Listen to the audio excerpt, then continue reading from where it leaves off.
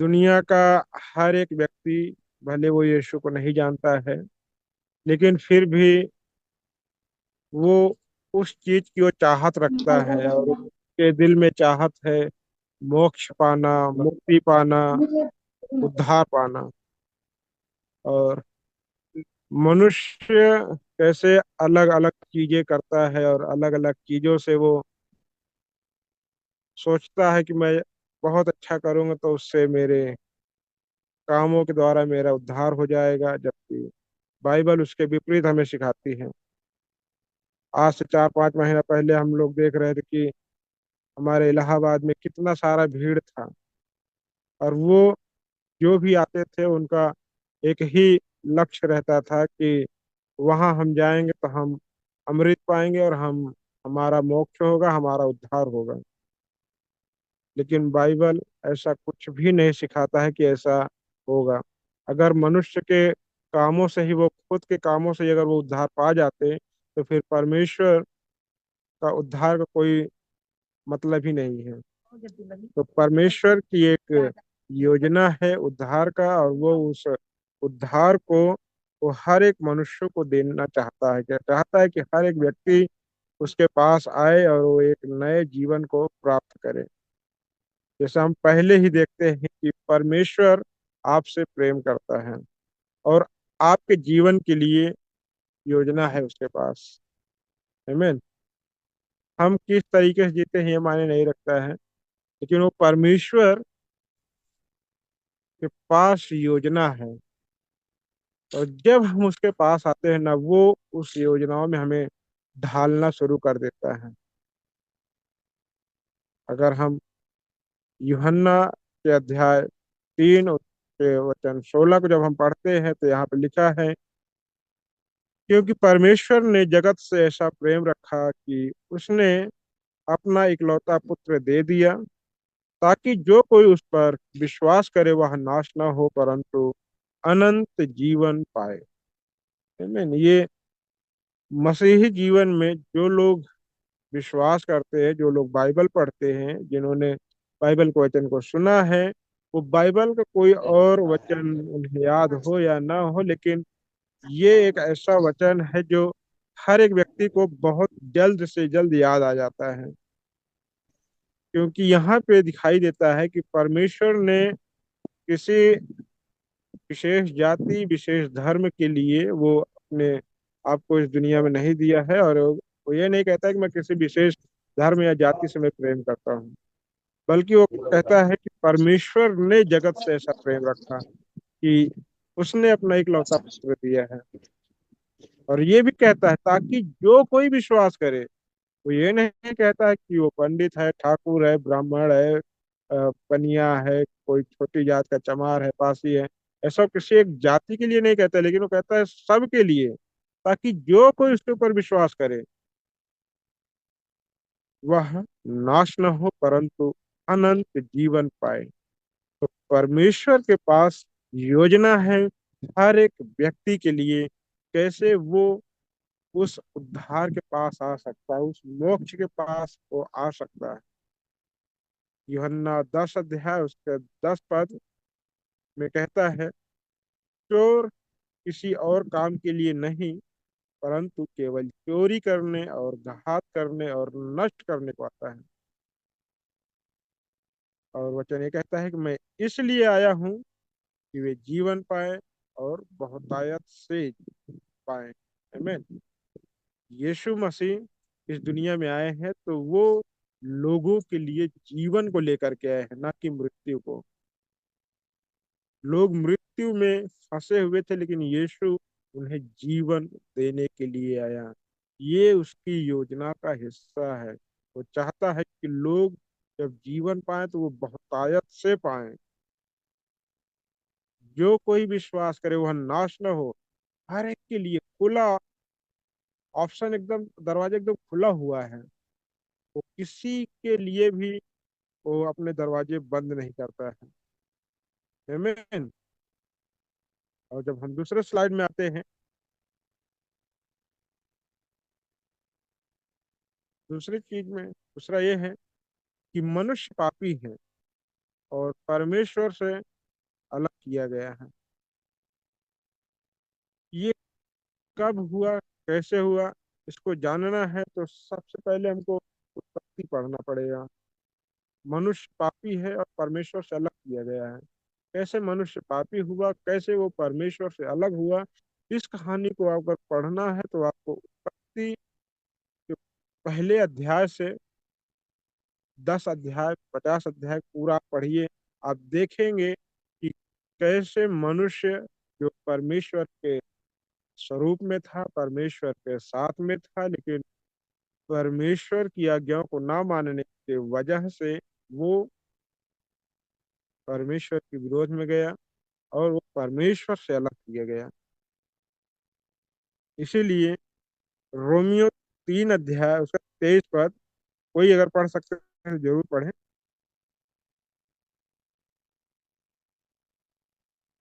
क्योंकि पाप की मजबूरी है, परंतु परमेश्वर हाँ, का वरदान हमारे प्रभु मसीह यीशु में अनंत जीवन। आमीन। 3 अध्याय 23 वचन पढ़ना था, कौन वाला पढ़े हैं?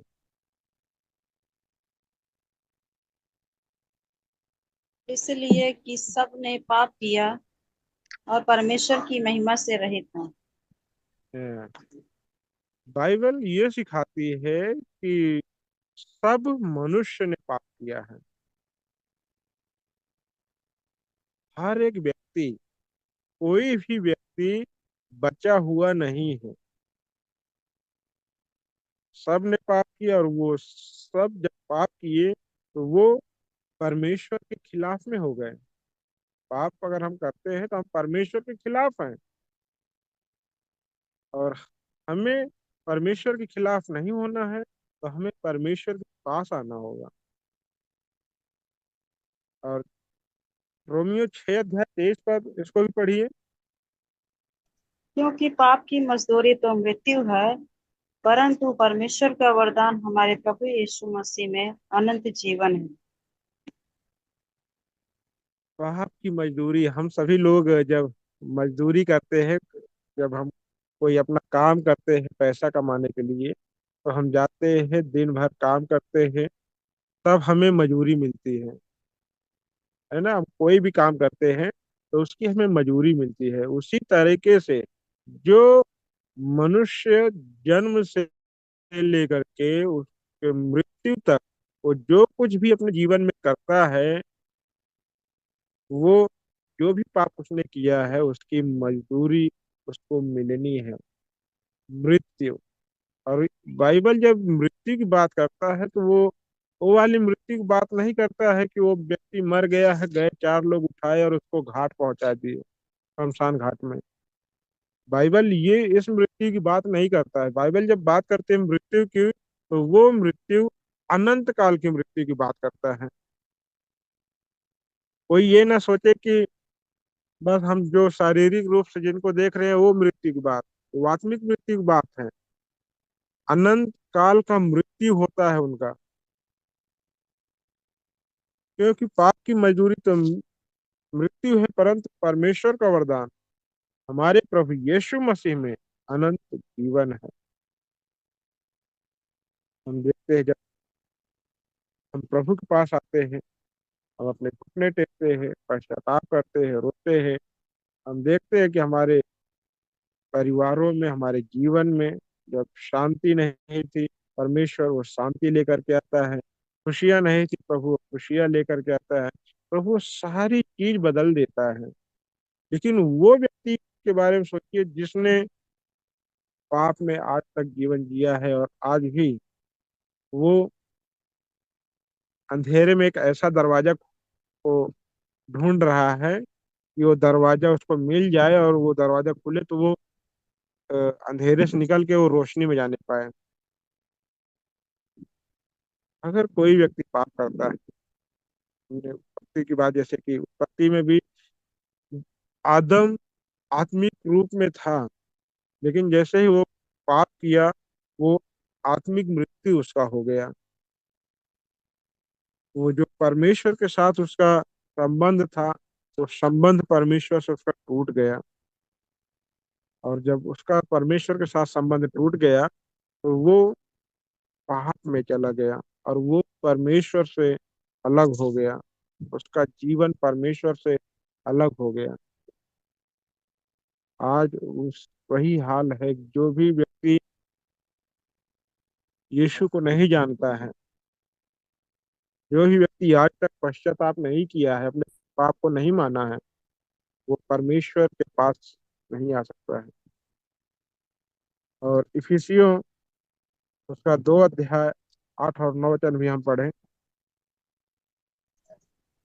क्योंकि विश्वास के द्वारा अनुग्रह ही से तुम्हारा उद्धार हुआ है, और यह तुम्हारी ओर से नहीं, वरन परमेश्वर का दान है, और न कर्मों के कारण, ऐसा न हो कि कोई घमंड करे। हाँ, कितना अच्छा लिखा हुआ है वचन। पौलुस कहता है क्योंकि विश्वास के द्वारा अनुग्रह ही से तुम्हारा उद्धार हुआ है, और यह तुम्हारी ओर से नहीं है, वरन परमेश्वर का दान है। और न कर्मों के कारण, ऐसा ना हो कि कोई घमंड करे। कोई ये नहीं कह सकता है कि मैंने इसे हासिल किया है। अ, कई सप्ताह पहले एक प्रचार था, उसमें एक उदाहरण था कि एक व्यक्ति था जिसके पास बगीचा था, और बगीचे में मतलब आम का पेड़ था वो, और उसमें फल नहीं आ रहे थे। तो वो व्यक्ति कहता है मेरा बगीचा, मेरे बगीचे में फल नहीं आ रहा है। तो प्रभु कहता है अच्छा ये तेरा कि मेरा है। जब प्रभु ने ऐसा कहा तो उसको समझ में आया कि मैं तो मेरा मेरा कर रहा हूँ, यानी मैं अपनी अपनी ही चीजें उसको कह रहा हूँ। परमेश्वर को मैं कोई दर्जा ही नहीं दे रहा हूँ। जब उसने कहा कि नहीं प्रभु ये मेरा नहीं तेरा है, तब उसके बगीचे में फल भी आता है। तो कोई ये नहीं कह सकता है कि मैंने उद्धार को कमाया है। वो चाहे हिमालय पर्वत पे चढ़ करके तपस्या कर ले, चाहे अपने आप को कांटों पर बैठा कर तपस्या कर ले, चाहे जो कुछ भी वो कर सकता है वो करे, लेकिन वो खुद से अपना उद्धार नहीं कर सकता है। जिस तरीके से हम पुराने सीरियलों में हम देखते थे पहले, जब बहुत सारी कथा कहानियों को हम देखते थे कि एक बाबा है वहाँ पहाड़ पे है, और 20 साल से 100 साल से तपस्या कर रहे हैं, तो उनको बड़ा वरदान मिल जाता है। ऐसा कुछ भी नहीं है। उद्धार हम अपने आप से नहीं कमा सकते। हम कैसे कमा सकते हैं? हम तो पापी व्यक्ति है। उद्धार अनुग्रह से होता है। हम जिस चीज की हम खोज नहीं कर रहे थे, परमेश्वर ने वो हमें दिया है। आमीन। हम अपने आप से उद्धार नहीं पा सकते, चाहे जितना भी हम अच्छा काम कर लें। हमारे अच्छे काम हमारा उद्धार नहीं कर सकते हैं। अगर ऐसा होता तो हमारा नंबर कभी नहीं आता, क्योंकि हमसे भी अच्छे लोग और भले काम करने वाले हैं इस दुनिया में। हमसे भी अच्छे लोग हैं, हमसे भी ज्यादा भले काम करने वाले लोग हैं। हमारा नंबर ही नहीं आता। अगर ये कर्मों से होता तो कोई 101 शादी कराता है, कोई 51 शादी कराता है, कोई ठंडी में कंबल बांटता है,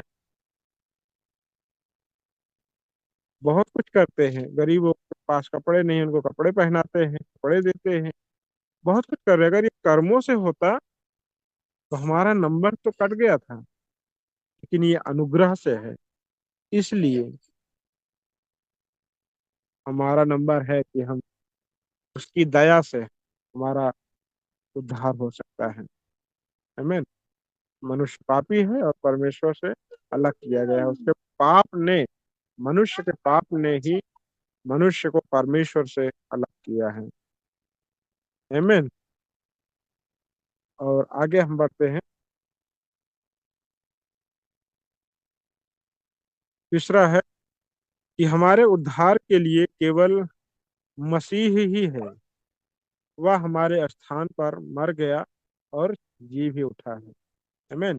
हमारे उद्धार के लिए केवल यीशु मसीह ही है, और उसके अलावा और कोई दूसरा नहीं है। रोमियो 5 अध्याय उसका 8 पद हम पढ़ते हैं तो यहाँ पे लिखा है, परंतु परमेश्वर हम पर अपने प्रेम की भलाई इस रीति से प्रकट करता है कि जब हम पापी ही थे तब मसीह हमारे लिए मरा।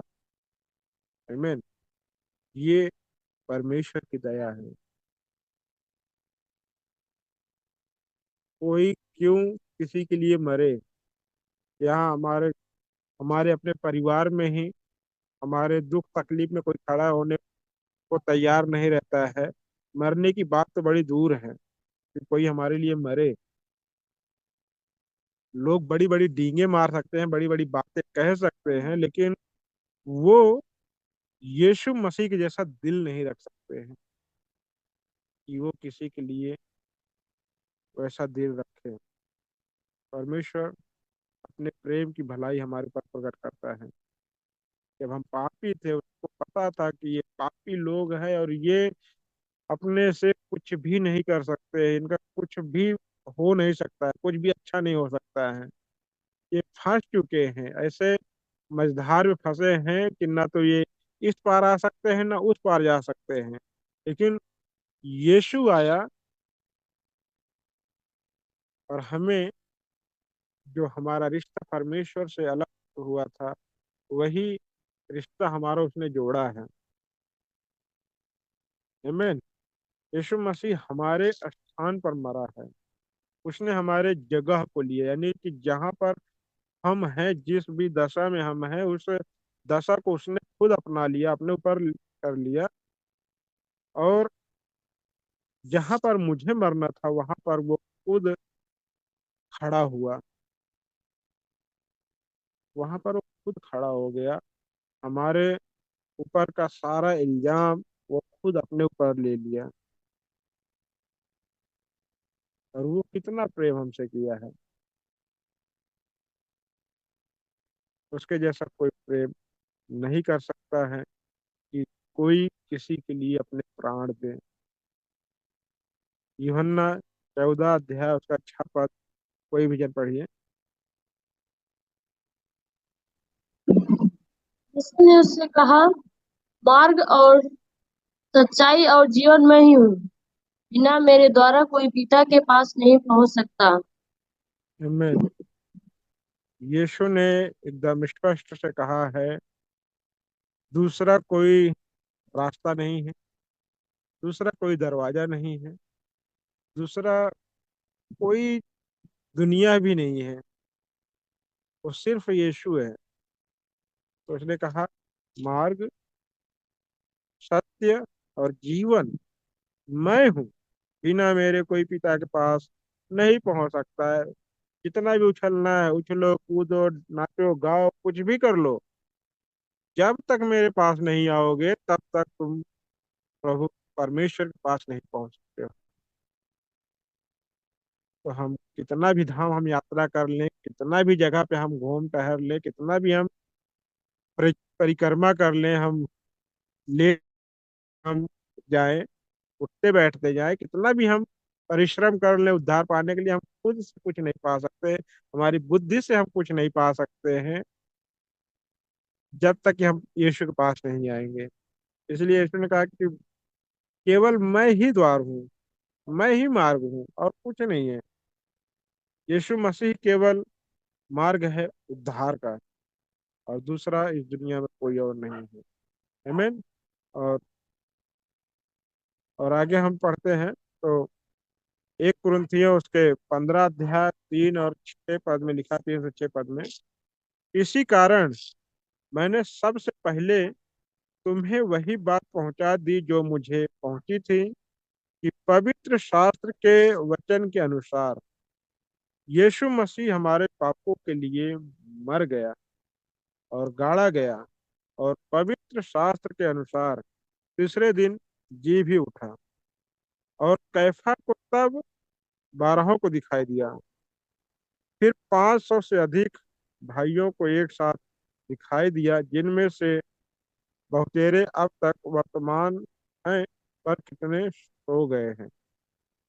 आमीन। यहाँ पर दिखाता है कि यीशु को 500 लोगों ने देखा, जब वो जा रहे थे। और हम यहाँ पर ये भी देखते हैं कि सबसे पहले तुम्हें वही बात पहुंचा दी, पौलुस कहता है, जो मुझे पहुंची थी कि पवित्र शास्त्र के वचन के अनुसार यीशु मसीह हमारे पापों के लिए मर गया है और वो गाड़ा गया है, और पवित्र शास्त्र यानी बाइबल के अनुसार वो तीसरे दिन जी भी उठा। सिर्फ वो मरा नहीं, लेकिन वो जी भी उठा है। ये भी विश्वास करना है। वो हमारे पाप के लिए मरा, लेकिन हमें जीवन देने के लिए, हमें उद्धार देने के लिए वो तीसरे दिन जी भी उठा। जैसे वो चोर व्यक्ति जब उसके बगल में टंगा था उस क्रूस पर, तो यीशु को उसने कहा कि प्रभु, जब तू अपने राज्य में आना तो मेरी सुधि लेना। यीशु ने कहा, तू आज ही मेरे साथ स्वर्ग लोक में होगा। आमीन। तो हमें उसके ऊपर विश्वास करने की जरूरत है, अपने पापों को मान लेने की जरूरत है। और व्यक्ति ने अपने पाप को मान लिया कि हम पापी हैं, लेकिन ये तो निर्दोष है, ये पवित्र है, लेकिन फिर भी इसको सजा मिल रही है। उसके इतने से बात की वजह से उस चोर व्यक्ति का उद्धार होता है। हालांकि उसको बपतिस्मा और उस के लिए उसमें कोई समय ही नहीं था उसके पास, लेकिन फिर भी उसने विश्वास किया और पश्चाताप के दिल से, और यीशु ने जो कहा वो हुआ उसके साथ, वो स्वर्ग पहुंचा। आमीन। चौथी चीज, हमें मसीह को अपना उद्धारकर्ता करके ग्रहण करना चाहिए।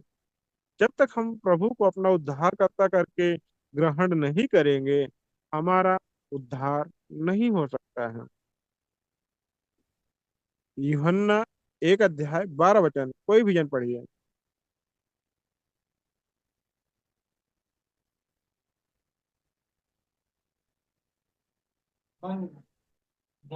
ठीक।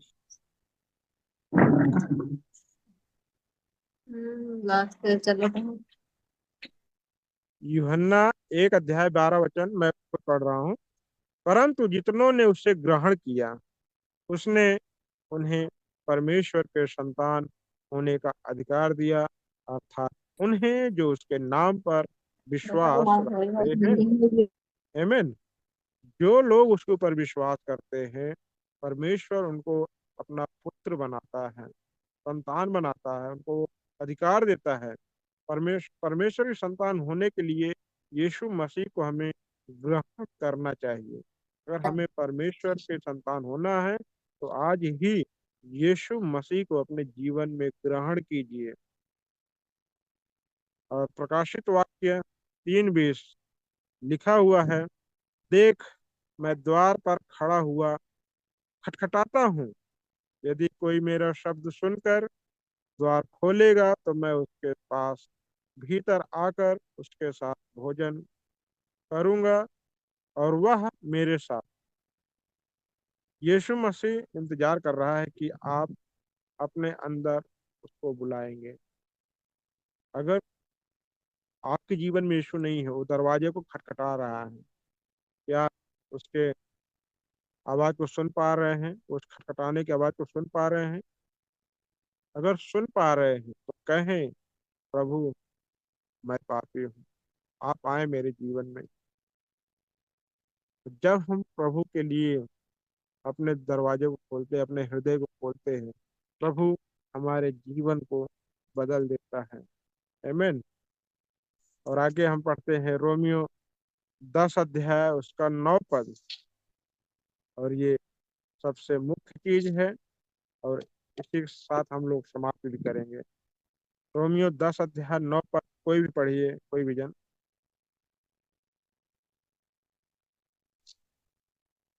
कि यदि तू अपने मुंह से यीशु को प्रभु जानकर अंगीकार करे और अपने मन से विश्वास करे कि परमेश्वर ने उसे मरे हुओं में से जिलाया, तो तू निश्चय उद्धार पाएगा। आमीन। अगर उद्धार पाना है तो कहता है, अपने मुंह से यीशु को प्रभु जानकर अंगीकार करो और अपने मन से विश्वास करें कि परमेश्वर ने उसे मरे हुओं में से जिलाया, तू निश्चय उद्धार पाएगा। विश्वास के द्वारा जो उसे अपने जीवन में आने के लिए निमंत्रण दें, बुलाएं, कि वह आपके जीवन में, आपके जीवन को वह आकार दें। जब हम प्रभु को बुलाएंगे अपने जीवन में, प्रभु हमारे जीवन को एक आकार देंगे और हमें एक अच्छा व्यक्तित्व देंगे।